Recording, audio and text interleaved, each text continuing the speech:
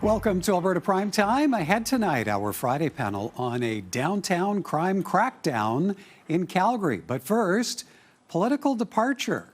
The resolutions reflect the complexity and challenging nature of municipal governance. Tyler Gandam addressing resolutions at a past Alberta Municipalities conference, resolutions that took issue with changes in provincial legislation, including Bill 20, that allows the government to fire city councillors, veto bylaws, and ban vote tabulators. And the former mayor of Wetaskiwin joins us now. Tyler Gandam, good to see you, sir. Welcome back. Good to see you as well. Thanks for having me back. Okay, well, and we say former because after 2 terms, you lost the mayor's chair in last month's municipal election, replaced by Joe Branco. How are you reflecting on that outcome? It's been a lot of mixed emotions for sure. I woke up Tuesday morning following the election thinking, okay, all right, just a recalibrate, some time to decompress and figure out what's next for me for sure. But I think as the days and the weeks go on, I feel 6 inches taller and about 10,000 pounds have been lifted off of my shoulders. So it's been a really good transition. Okay, so 8 years as mayor. What did that open your eyes to where municipal governance at the community level is concerned?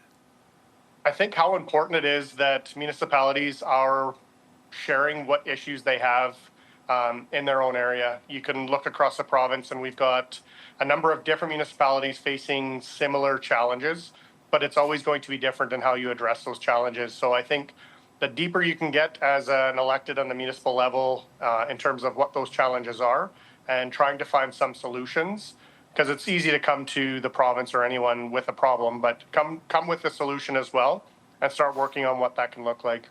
Okay, so I think just having the ability to make some of those fundamental changes and being able to shift and transition what your community looks like is a great opportunity to be connected. Okay, similar challenges across municipalities, but how much change did you observe in the political dynamic through, it's what, a total of 12 years spent on council, first as a councillor, then 2 terms as mayor? Correct.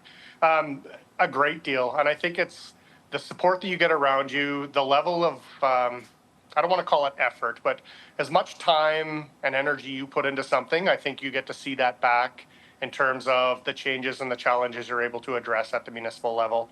I think it goes way beyond just being elected either mayor or councillor, getting in there and talking to your provincial and federal elected colleagues.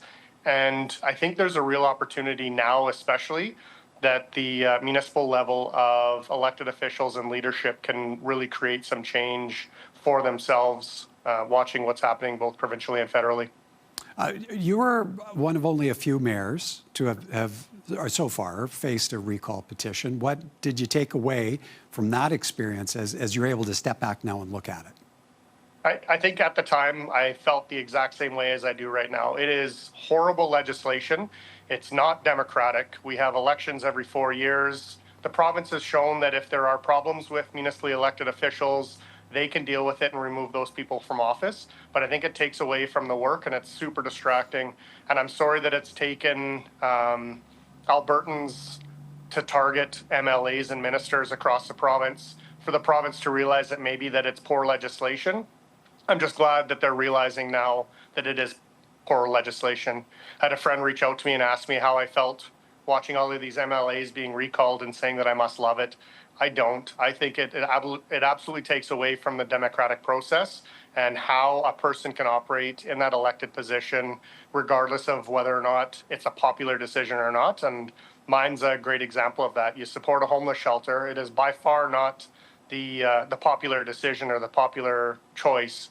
And then you get held to account, I guess, by some people who think that I should be removed as a mayor because I'm doing what I think is in the best interest of the community, just like what MLAs and ministers are doing across the province.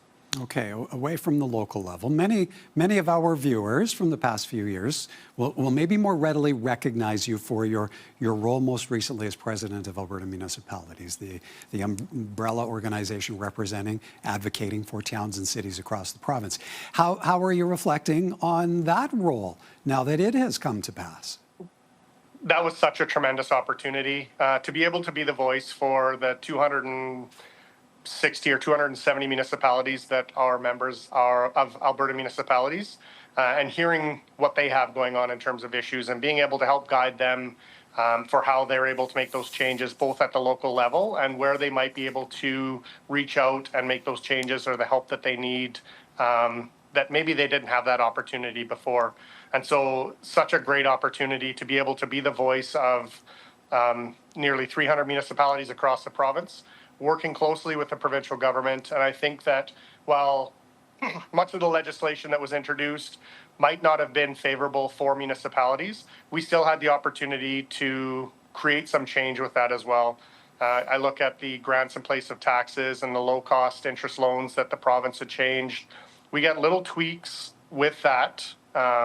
Local government fiscal framework, the funding that municipalities get for their infrastructure, we were able to create some change through that. And I think the next board coming up here that'll be elected late next week will, again, continue to get to work with the provincial government, expressing their concerns about new legislation because it is coming out fairly quickly now. And I don't think it's what is going to be in the best interest of municipalities. So they certainly have their work cut out for them, and I'm looking forward to seeing the kind of work that they're going to be doing over the next couple of years. Well, with that in mind, you held the reins through some pretty contentious times where relations with the Smith government are concerned. The changes in legislation had an impact on municipal governments. How would you describe the evolution of those relations? You saw different personalities as well in the municipal affairs portfolio. I think it always comes down to relationships and relationship building. You can fundamentally disagree with a policy, and as long as that's what you're debating with somebody, it makes it pretty difficult for them to take it personally or for me to take it personally. I think if you're looking at how you're going to change that legislation, how that policy might affect a municipality and some of the unintended consequences that they would have, I think that's really important. So communication is key, just like anything else, but building that relationship, fundamentally understanding where each party is coming from, and then moving forward on that. And I think that you're going to be able to see some of those changes made. It's not going to change everything, and it's certainly going to create tough situations for municipalities to operate in, as it has in the past. But if you don't have that relationship first, it's going to make it really difficult to have any kind of change happen. There is interim leadership at Alberta municipalities for the moment, but fall convention, as you mentioned a moment ago, coming up very quickly. What advice do you have for whomever fills your shoes, whoever is elected the next president? So the interim president right now, Deborah Reed-Mickler, her and I met yesterday and talked about that too. And she asked about some advice on just convention and the role that she plays as president for that. And the only thing I can think of is have fun. Make sure that when you're there, I know the people that are running in the next election. I know the people who are there right now. Their hearts are all in the right places. I know they're incredibly smart. They're incredibly talented and capable. But every once in a while, you need to be able to enjoy the work that you're doing as well. So, and that's what I would pass on to the next president. Don't take it personally. There was a few times that Minister McIver and I would have a back and forth in the press. And I took that personally, where he is just a far more seasoned politician than I was.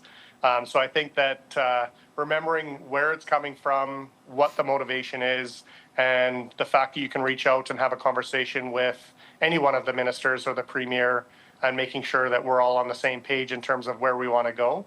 But don't take it personally. It's a job.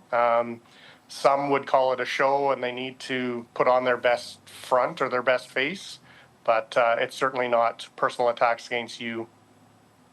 All right. We'll have to leave it there. As always, appreciate your time, Mr. Gandam. Thank you, sir. Thanks for having me. Tyler Gandam, former mayor of Wetaskiwin and former Alberta Municipalities president.